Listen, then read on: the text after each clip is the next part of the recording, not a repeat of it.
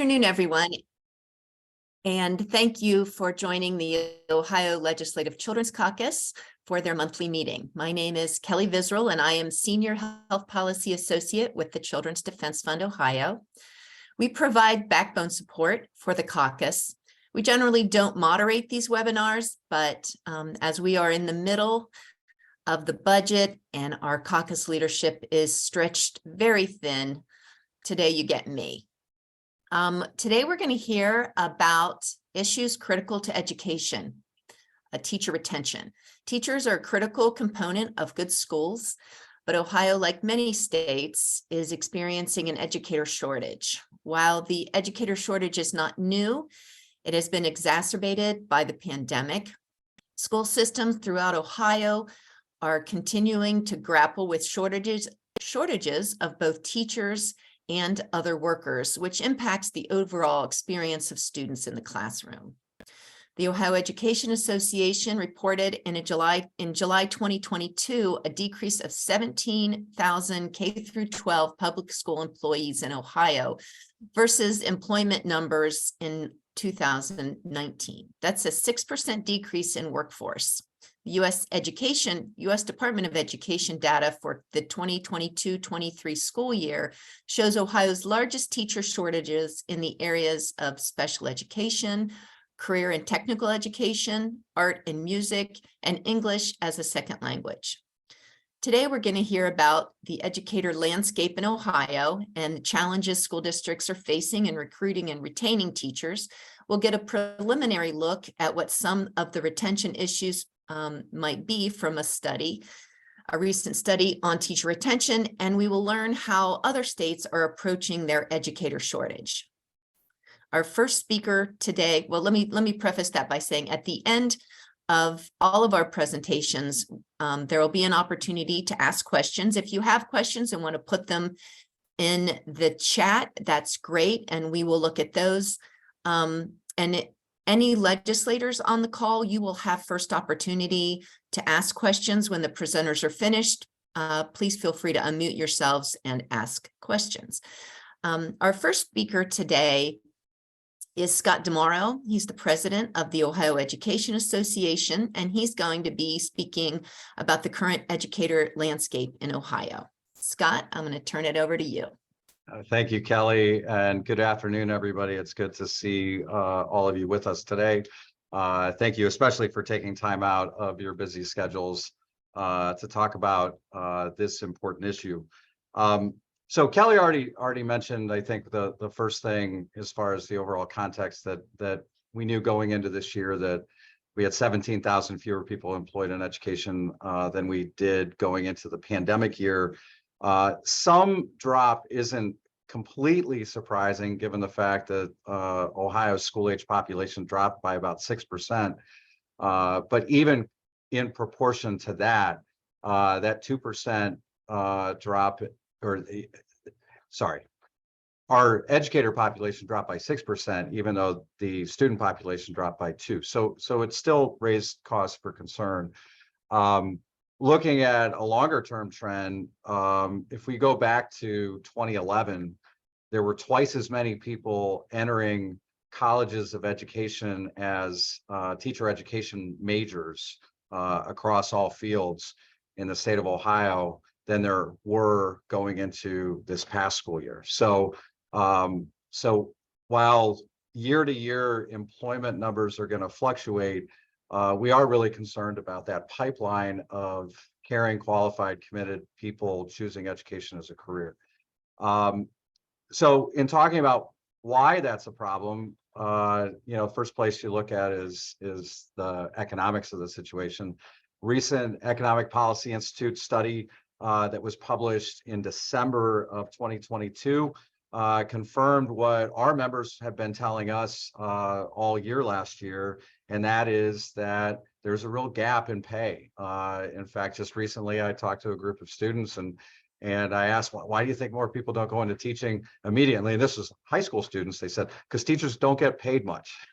So there's actually about a 14% gap between the level of pay of people going into other professions compared to comparably educated people coming out of college going into going into teaching. A March 23 McKinsey and Company study released findings from research on US K-12 teachers that showed that nearly 1/3 of American K-12 educators are considering leaving their jobs. Their findings confirm that both compensation and working conditions are the main drivers behind educators leaving the profession. The research found that teachers who are thinking of leaving cite compensation, unreasonable expectations, and an inability to protect their well-being as top motivators to leave. Research also showed that increasing attrition rates and a lack of individuals entering the profession may have an outsized impact on underserved communities. The research shows that pending teacher departures would disproportionately affect low-income families and students of color, a major concern. So that's the snapshot of the problem. We know that money's part of it. We know that school climate is an issue.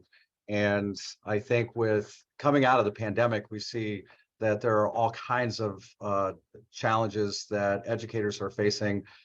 Some that have been in existence and others that were really exacerbated and spotlighted by the pandemic, including mental health challenges of students and staff that we're seeing all across the state and across the country. But when we talk to our members, other issues, that our members tell us is that they're concerned about top-heavy mandates, lack of time to teach and plan, and what they feel are increasing attacks from outside groups on the profession, blaming educators for perceived social problems. And that is not to be minimized at all. We know that there's a well-organized campaign at the local, state, and national level. We saw it in recent legislation passed by the U.S. House. We've seen it in a raft of bills, fortunately, none of which passed in the last General Assembly, but continue to get debated, really scrutinizing educators, calling for things like an end to teaching of divisive concepts, legislation that targets particular populations of students. All of these things together really create an environment in which our members are telling us that they're just feeling under siege and under supported, in spite of the fact that, as you may have heard in this space within the last year, that we've got all kinds of data that say parents, when asked, do fully support the work that teachers do for their kids in the classroom. But, sometimes it doesn't feel like that when you listen to the media, what's being said in the media. So those are kind of the big pressures. I do want to acknowledge that there are some positive policy moves that we see happening right now. And again, if the legislative action on the budget bill is a 4-quarter football game, we're still in the second quarter. And so all of these things are just tentative right now. But there have been some really positive things in Senate bill or in substitute House Bill 33 that make important steps towards addressing these issues and address some of the recommendations that we've been making. One is significant move forward on implementation of the Fair School Funding Plan by updating the cost inputs, which has the effect of adding about $1 billion to K-12 education, which is going to be essential in order to address these needs. There is language in the substitute budget bill that increases the minimum teacher salary from $30,000 to $40,000. By our estimates, about 60% of our contracts across the state currently have starting salaries below $40,000. So that's going to have an impact, and not just on low-paid teachers and brand new teachers, but because of salary indexes and what we anticipate is going to be a push in bargaining to increase overall compensation for educators. There are provisions of House Bill 9 that are included in the budget bill, including creation of a teacher loan repayment program for teachers in high demand licensure categories, creation of the Ohio Grow Your Own Teacher Program, which has a $5 million appropriation in fiscal year 24 and $10 million in fiscal year 25. we're also working with the Department of Education and partners in the legislature to address the need to better track, the issue of the shortage. We have really good information on licensure of educators, but not so much on how many unfilled positions there are. I know my time's almost over, but I just want to end that with a couple of examples of local advocacy that we're seeing that it's already making a difference. Here in Columbus, the Columbus Education Association has bargained stipend language into their collective bargaining agreement during the last round of negotiations, where a member assigned to a high needs licensure area receives free coursework to obtain appropriate licensure or certification, and a percentage of the base salary on a sliding scale as a stipend while assigned to those duties. So this is something that they're already seeing make a difference at the local level in hard to fill positions.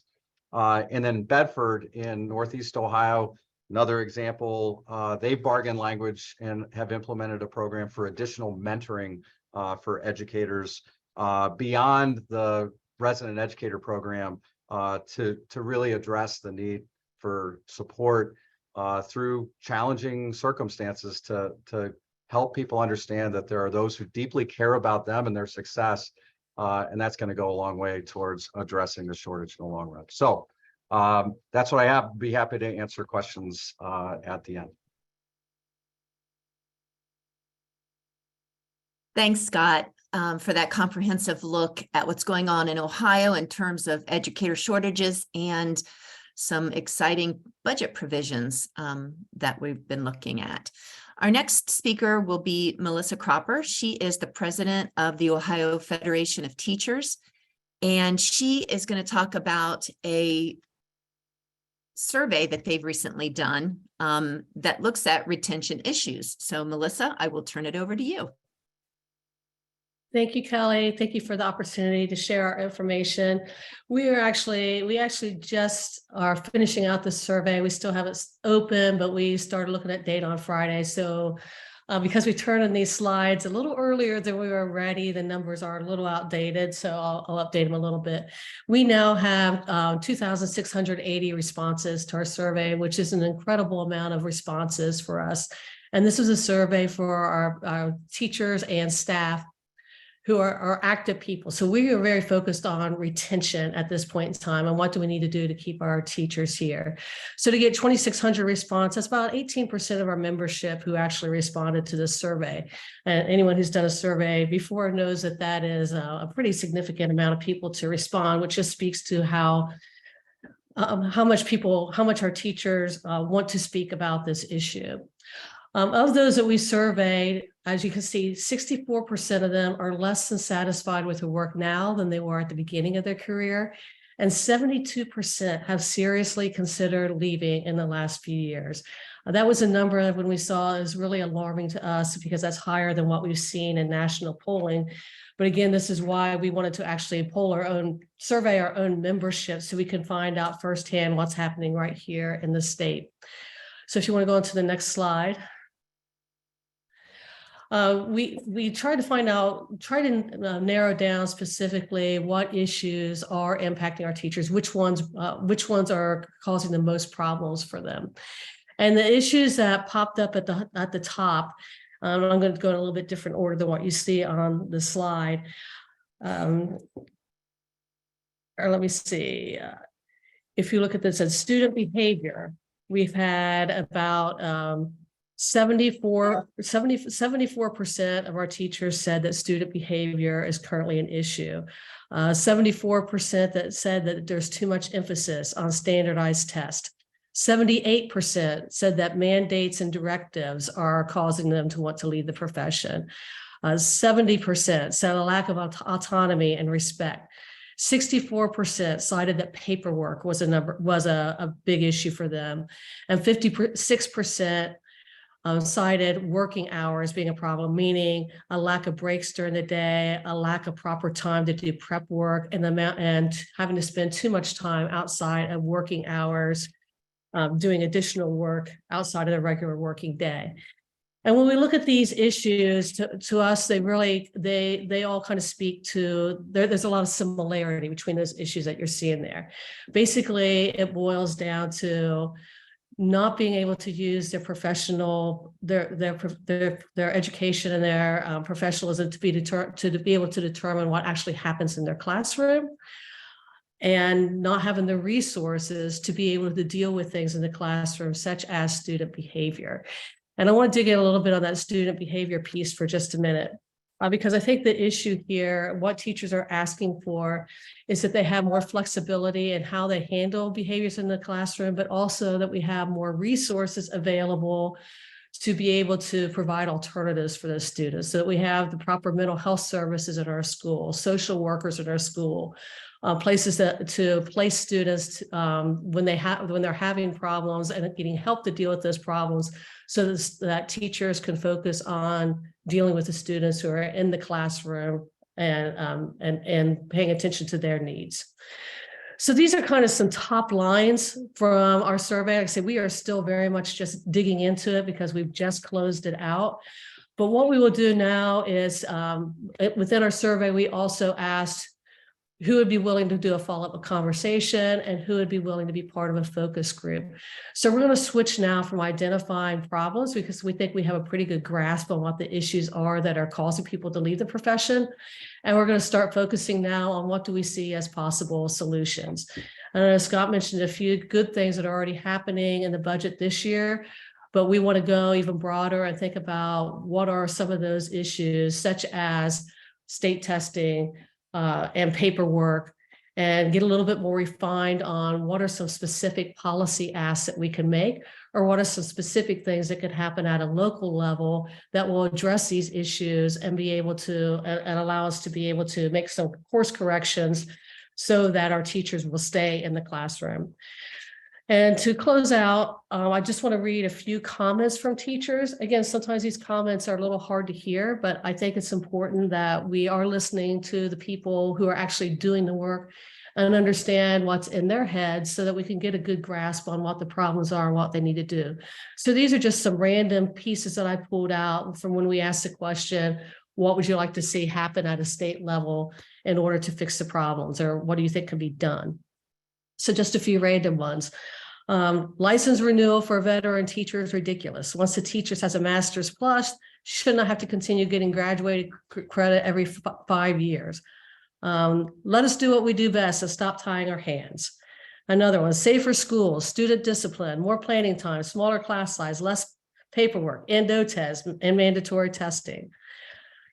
Here's another one, treat educators and public education with respect. It's in everyone's best interest that public schools are the best places to learn. Another one, give teachers the respect they deserve to make decisions. Let teachers spend more time teaching and planning. More respect, more of a voice. Let us teach. Listen to teachers and their needs. We need to be spending more time, money, and resources on social emotional health. Students' behaviors take away from learning, yet we focus all our energy on preparing for standardized tests. We need counselors and social workers to support the severe behaviors. We need smaller class caseloads for intervention specialists due to increased behavioral needs. Set up a system of supports within districts. We need alternative schools for students whose behaviors impact student learning. And I can go on and on and on, but as you can see, the same things keep resonating over and over and over. Help us deal with the student behavior issues that are coming into the classroom. Give us the resources we need to deal with those, the social emotional help that we need to deal with those. Give us some autonomy to be able to do what we know we need to do in the classroom, and reduce our paperwork, reduce the emphasis on standardized testing, and reduce the mandates.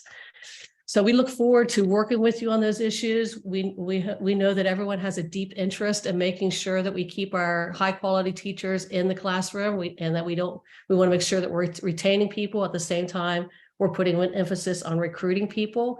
And so as we go across the state and our focus groups and start fleshing out these issues more deeply and coming up with solutions, we'll be touching back with you to work with you on how we can actually put pieces into policy that will make a difference. So thank you. Thanks, Melissa. That was great. And I really look forward to seeing the results of the whole survey when you have a chance to go through and publish those results. I think it's, when we look at any problem, I think it's really important to keep in mind and to listen to the voices of those people that are involved. And in this case, it's really important to hear what teachers have to say.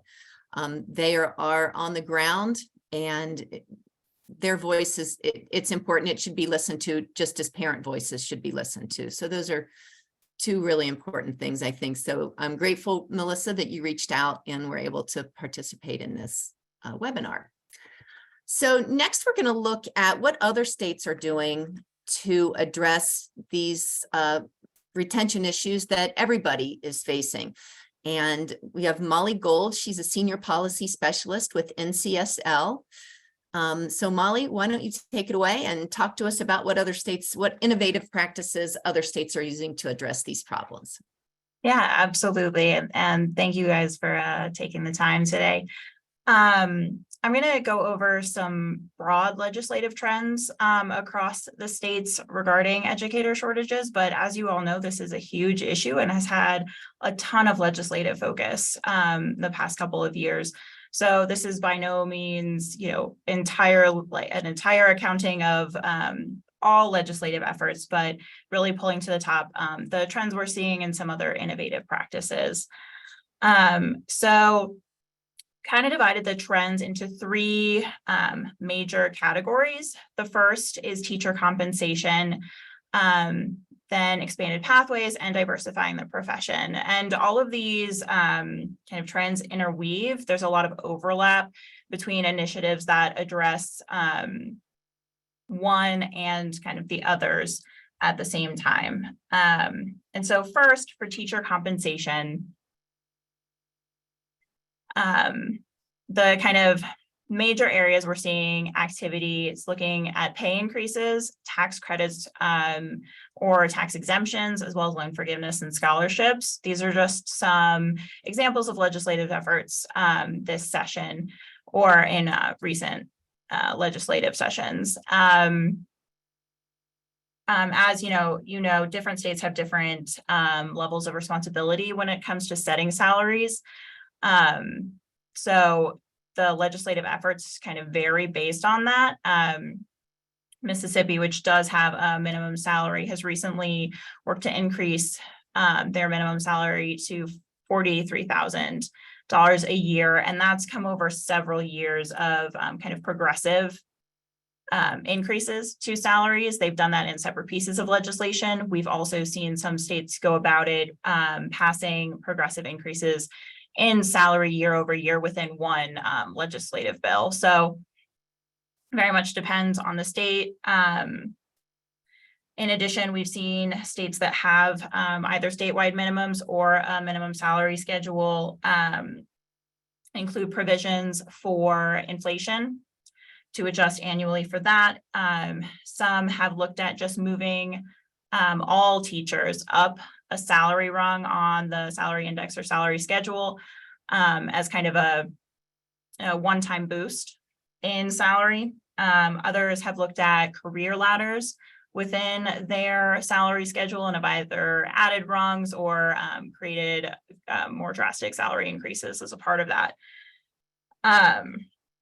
In terms of states that do not have a salary schedule or a salary minimum, there have been kind of a variety of different efforts to encourage increases in salaries. As the example from Indiana, they're currently looking at increasing their kind of target minimum salary of $50,000 a year. And then since they play kind of less of a role, it's having this reporting requirement. Other states in similar situations have provided financial incentives for meeting certain salary requirements or have withheld funding for not meeting certain salary requirements. Tax credits or exemptions, a lot of discussion is happening around tax credits to kind of compensate for the out-of-pocket costs that teachers incur. So, buying school supplies, paying for some external professional development, things like that. So Colorado is one of a number of states looking to provide a tax credit for that specific reason. Other states like Arkansas have looked at creating an income tax exemption so that in this case, the first 50% or the first $50,000 of wages earned as a teacher would not be subject to income tax. And then the last kind of major category here is loan forgiveness and scholarships, both in kind of return for service in areas of need. Teachers can receive scholarships or loan forgiveness in return for pursuing the teaching profession. And you can go to the next slide. You can just click through. Yeah. I just wanted to go over some other types of teacher compensation legislation that don't really fall into these categories. We've also seen efforts around housing assistance. And those are, we've seen kind of across the board in rural and urban areas, because although very different situations, in rural areas, there's often a significant lack of supply of housing that teachers can afford, or just supply in general. And in more urban areas, there's a lot of price concerns. There's also states pursuing childcare assistance for teachers. And then kind of building off of those loan forgiveness targeted kind of approaches. There's also been approaches to provide targeted salary increases, either for a specific area of need, like in Utah for high poverty schools, which have typically had high rates of attrition and greater vacancies, or like in South Carolina, looking at early career teachers, which tend to have a higher turnover rate, and kind of boosting their pay so that they can achieve a greater salary earlier in their careers.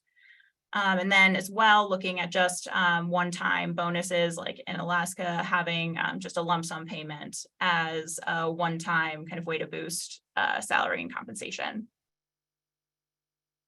And then expanded pathways into the profession. Seen a lot of movement on teacher residencies and teacher apprenticeships, as well as grow your own programs. And honestly, all of these, or these three types of programs really overlap quite a bit, because a grow your own program could be an apprenticeship or a residency. And there's a lot of commonalities between teacher residencies and apprenticeships. Apprenticeships have gotten a lot of attention recently. A couple of years ago, Tennessee was the first to get education as a apprenticeable profession. I will say, just as a note with that, there was no enacting legislation that was done using emergency relief funds at the state education agency level. So although we've seen legislative activity in this space, that activity is not inherently necessary to launch a teacher apprenticeship program. And with the Grow Your Own program, and in this example with Delaware, they actually include teacher apprenticeships as something that grant funding could be used for as a type of Grow Your Own program. And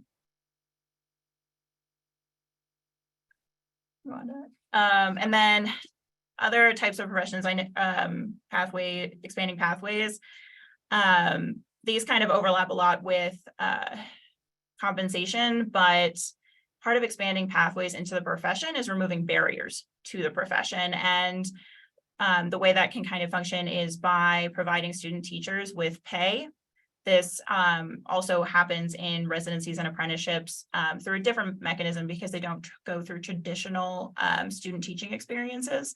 So their kind of pay structure looks a bit different, but there's also been efforts for those going through traditional student teaching to be compensated for their time, to allow them to kind of fully focus on that and not kind of forego the ability to make salary during that time of their preparation. Similarly, looking at reimbursement for licensure exam fees, because those can potentially be a barrier, particularly among candidates of color. And then if someone has to retake an exam, those costs can kind of have a snowball effect. So providing monetary support to cover those costs is also an avenue we've seen states look at to reduce the barriers to entry into the profession. And then lastly, diversifying the profession. Pretty much all of these strategies go to diversifying the profession. We've seen higher degrees of diverse candidates come through teacher residency programs. And also we've seen targeted salary increases and targeted forms of compensation specifically for candidates of color to increase the proportion of candidates of color and teachers of color in various states. Here are some kind of examples of specific ways that states have gone about it. Some have looked specifically at providing that compensation to the student through scholarships and loan forgiveness. Others have looked at the programs themselves, like New Jersey, where the grant funding actually goes to the program that's developing a pathway into the profession and requires specific attention be paid on how they can better recruit candidates of color. And then in Minnesota, part of their strategy includes setting short and long-term attainment goals so that they have a clear set picture of how they want to increase their teachers of color and use that in evaluating the success of their various programs to increase diversity within their teaching force. And then lastly, just wanted to go over some additional initiatives that states are looking into to address educator shortages that don't fall into those three categories. One, advancing the profession. So we've seen California has pending legislation to look at a public awareness campaign to just enhance the public perception of teaching. We've also seen states look at facilitating licensure for out-of-state candidates, most commonly through the Interstate Teacher Mobility Compact. Right now, legislation for that is pending in 16 states and has been enacted in 3. States are also looking to elevate teacher voices and make sure that their voices are heard in various stages of policymaking. So in Georgia, having the Georgia Teacher of the Year act in an advisory capacity to the state board. And then Virginia has established an advisory board that ensures at least 10 of the members of that advisory board will be classroom teachers to ensure their voices are heard. And kind of lastly, I mentioned earlier, early career educators are kind of the most in danger of leaving the profession. So some states are looking specifically at supporting early educators in Washington, looking at their induction program for early educators. And then for Arizona, looking more to support those that are in schools where there's a lower level of teacher experience to ensure that there's additional professional growth opportunities since there's less access to veteran teachers that can provide more mentoring and expertise. And with that, just wanted to highlight a couple of our resources. We recently held a webinar on K-12 education funding and teacher policy, and the recording is available through that link.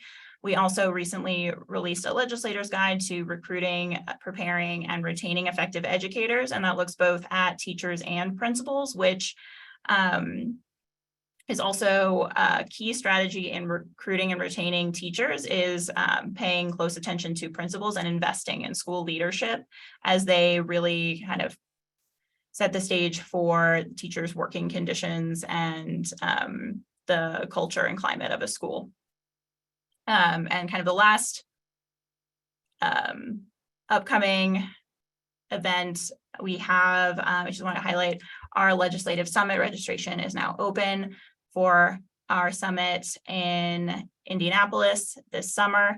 There will be a number of sessions across all policy areas, including education, and we will have a session that specifically looks at educator workforce issues.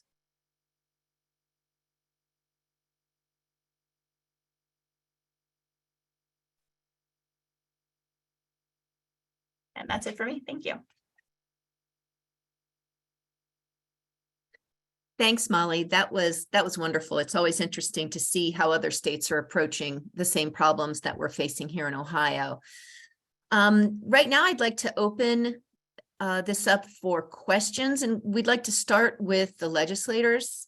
So if there are any legislators on the call who have questions for any of our panelists, please go ahead and unmute yourselves and feel free to ask questions. Vernon Sykes here. A question about the paperwork, the red tape, and the mandates. Is that can you divide that up? Is that coming at all from the local boards of education, or is it mostly state regulations?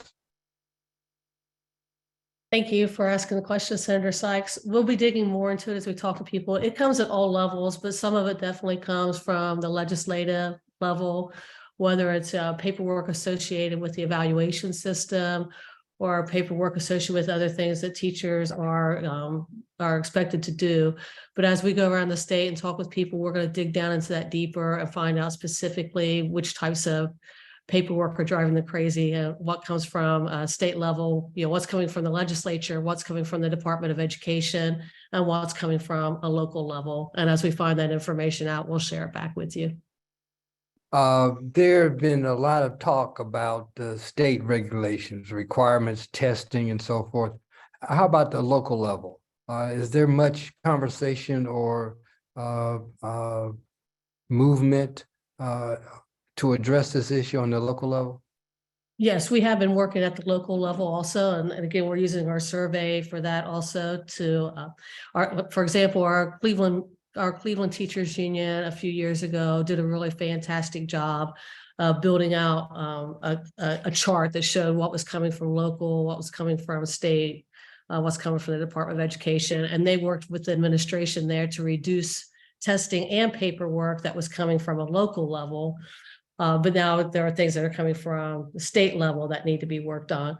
So yes, we are working at a local level. The problem is a lot of times the paperwork and testing that comes from a local level is often driven by mandates that are made at a state level. So for example, with testing, because there's so much pressure on the standardized testing and so much pressure for results, locals will add another layer to it and trying to prepare for that. And so it all compounds. So it's hard to fix it on one end without fixing it on the other end also. That's why we need to be figuring out who's causing what and unravel the threads so we can figure out how to fix it. And lastly, student behavior seems to be a major problem. Is this an increase in student behavior issues? And just it seems to be a very difficult thing to deal with because I've had some parents that are complaining about how their kids are segregated and or treated differently than other students because of behavioral issues. It seems to be a complex phenomena to deal with. It's an extremely complex phenomenon. And when we want to deal with very careful how we deal with it. And that's why I was saying when I was presenting this, that the solution doesn't lie in harsher discipline. The solution lies in how do we have better supports in our school to deal with the discipline problems that are coming up. And without question, the discipline problems have escalated since COVID for a variety of reasons. One reason being the isolation and being at home and getting out of the routine.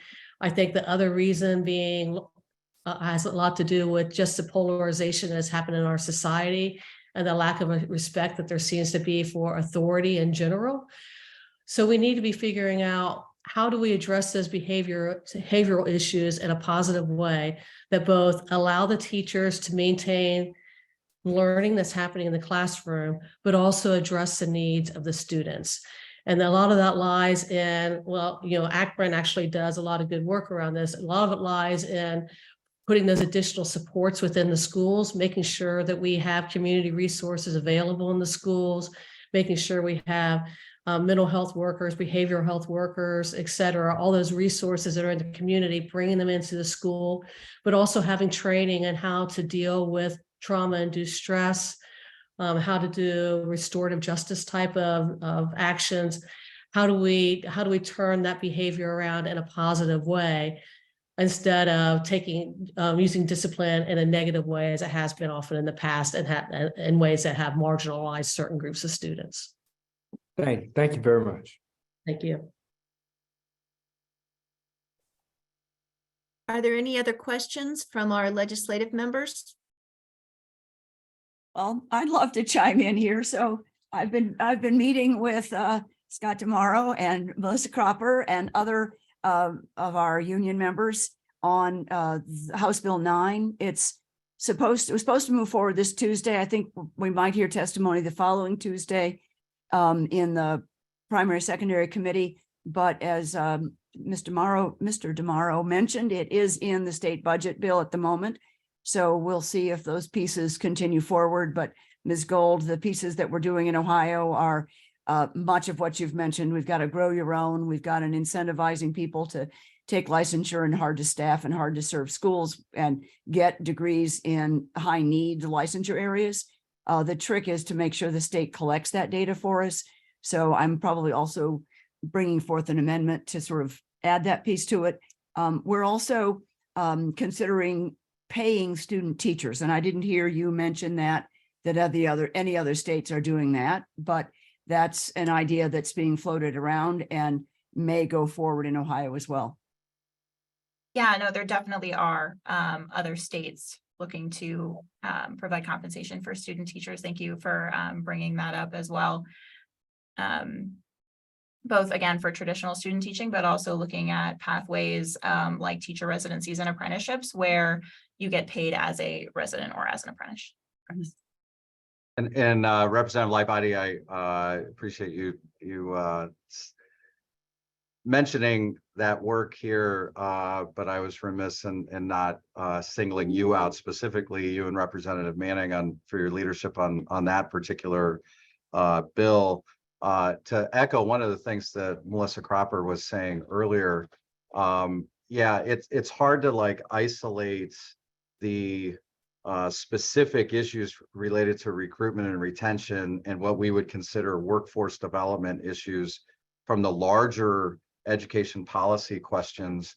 But one thing I think that is, again, a small step in the right direction, and hopefully the Senate is going to follow suit of the House on another policy change that's in the budget bill, and that is elimination of the mandatory retention component under the third grade reading guarantee, something that we had been advocating for, we and OFT had been advocating for through separate legislation. But it's an example of the overall dynamic that teachers, as Melissa, I think, was so eloquently sharing from their survey, teachers just don't feel respected and they don't feel honored as professionals. And so much of education policy, going back to No Child Left Behind at the federal level, going back to the development of Ohio's teacher evaluation system and the enactment of the way the third grade reading guarantee was enacted, and a lot of other policies, is that education policy feels like it's being done to us rather than with us. And that is a sure way of kind of sending a message to talented people, maybe take your talents somewhere else, because if they don't feel like they've got the backing and support of policymakers, and then especially when you see legislation that gets introduced that really drives wedges of distrust between educators and parents. And I know there was a question in the chat about that issue of legal protection of educators, from parents. I say the first step is don't pass bills that set educators up for frivolous lawsuits and just kind of promoting a negative narrative. That's an important step, because we know that if students are going to be successful, you have to have a strong collaborative relationship between educators and parents. You have to have that connection between the community and the school. And when that's lacking, that's when teachers don't feel supported. But that, more importantly, that's when students don't get what they need.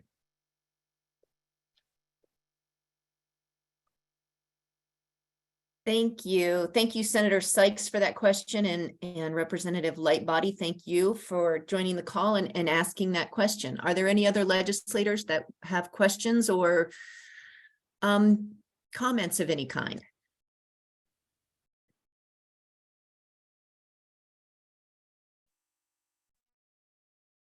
Well, I can add a comment, and that is that as a 30-year veteran teacher, I really appreciate this attention to some of these issues and problems. I resigned my position in May last year from the Ohio State University Newark campus in the college teacher preparation programs. So I know that there's significant concern about fewer and fewer people choosing teaching as a career. And so alternative licensures is something that's been cropping up. I don't know what other states are doing. At the moment, we have in place that one can become a substitute in a school if you have only the high school degree. That's supposed to sunset in 2025. I recently met with superintendents in the Central Ohio area who expressed, first off, they all seem to have openings, teaching positions that they had not filled, even at this late in the school year, and that they wanted that provision to continue into the future, because in some areas, especially in rural Ohio, folks who have college degrees already have jobs and are really not available to take substitute positions, but they do have people who have high school degrees who are members of their community, whom they know and trust, and they're asking the state to trust them through their ESCs to be able to identify who are people who can come in and substitute in their schools. But I know for a fact that there was, at least in the last school year, I don't know about this one of the students that I was working with at OSU Newark for an early childhood licensure was serving as a physics substitute at a high school. And I guarantee she did not know the science. She took the job, even though it was a very low paying substitute position, because she wanted to parlay her willingness to step in for them to a position the following school year once she finished her degree. And I'm very concerned about retaining the quality of our teachers, the content knowledge that they have and are expected to have, and therefore their ability to meet the varied learning needs of our students. I don't know if other states have a substitute with a high school degree. In the past, Ohio has required a college degree in order to become a substitute.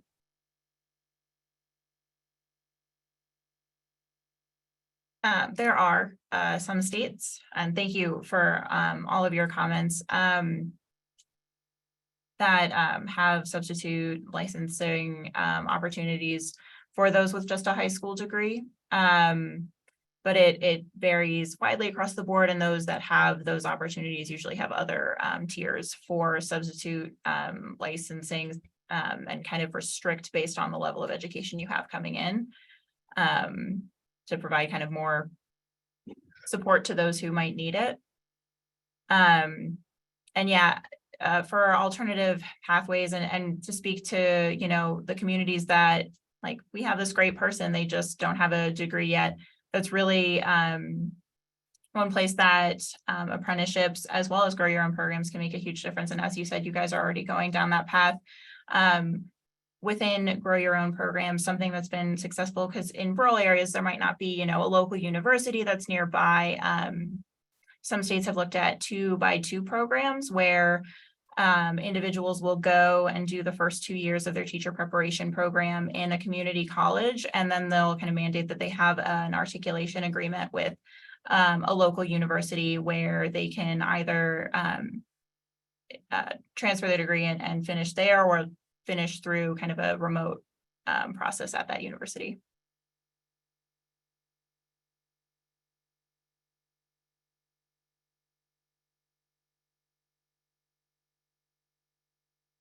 That's great. Thank you. I understand that Representative Manning may be trying to ask a Kelly? question. Yes, Kelly, can you hear me? I sure can. That's awesome. Go ahead. Well, thank you. Always good to hear the conversations we've been having. I did have one question. I heard Melissa talking about the survey they did. I was just wondering if she surveyed only her teachers, or did she survey all the teachers from the state of Ohio? Thanks for the question. We surveyed only our membership, and it wasn't just teachers. It was also support staff and counselors, anyone who works in the school district outside of the administrative level. But it was only our membership. That's all. That's the only, those are the only people we have access to. Yes, I didn't know if you were working with OEA. So, okay, good to know. And good to know that you did more than just the teachers. I have a lot of friends that are still teaching or still working, and I talk to them all the time, and most of their concerns are the discipline. And I think we've got to find an alternative situation when we have discipline problems in the classroom. I know it's always been an issue, but I think since the pandemic, it's gotten worse. One of the other things that I would suggest is I'm finding out with being in the house, there are so many new members. Many of them have the only classroom that they've ever been in is when they were a student, or if they have children that are still in the classroom. Many are not aware of some of the regulations that we have put in place over the years that we possibly could get rid of that would take away some of the paperwork.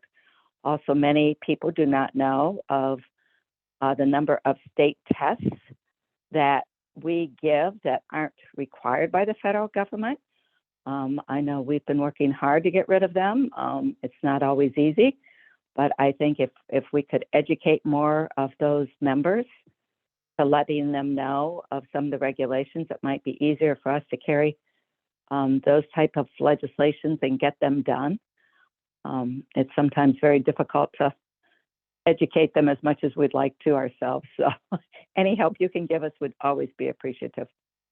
Representative Manning, is there anything specific that you would think would be helpful? Any kind of information in particular? I think you said that you had the number of state tests as compared to the federal tests. I thought I heard you say something along that line, that you had something like that already done. I would certainly send that out to all the members. So it would begin the conversation.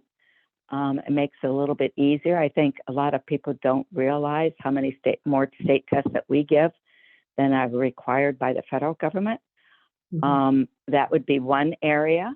And maybe if you could find, a half a dozen regulations. I know I talked with some of the preschools, and they were telling me about the 5-star program and how much they love it, but the amount of paperwork and how repetitive it is, I had no idea.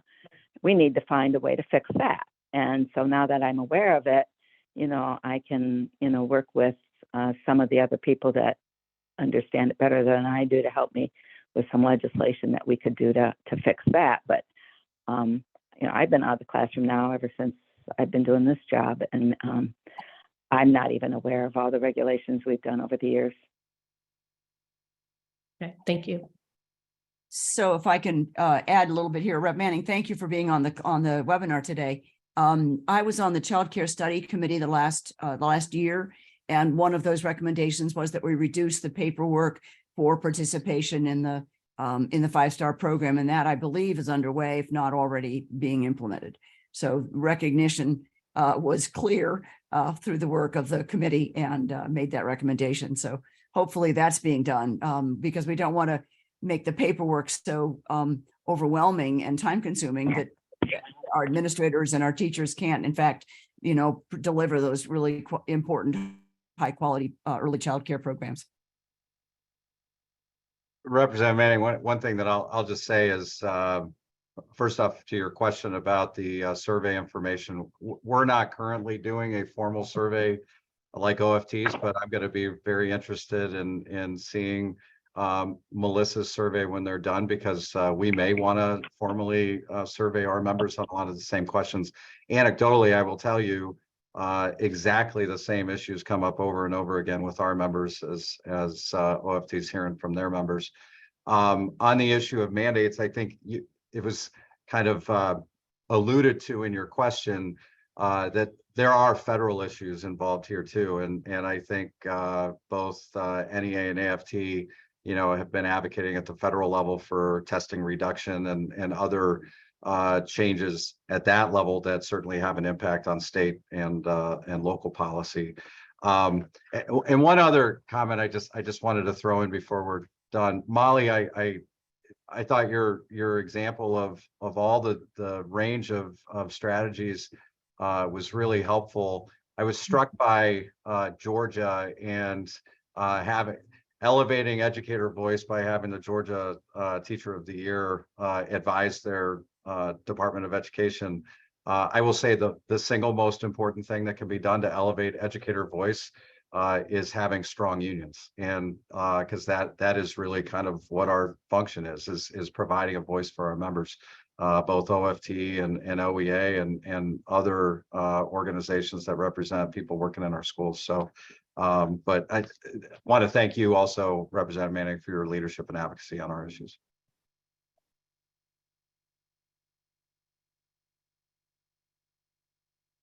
Great, thank you. Are there, if there are no other legislator questions, if there are, please jump in. If not, I don't see any. Here's one. Let me ask this question.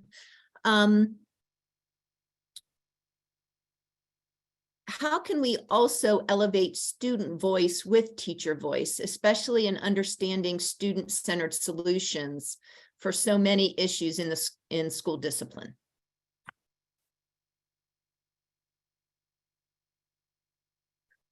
I think that's a great question and something that we certainly need to be doing.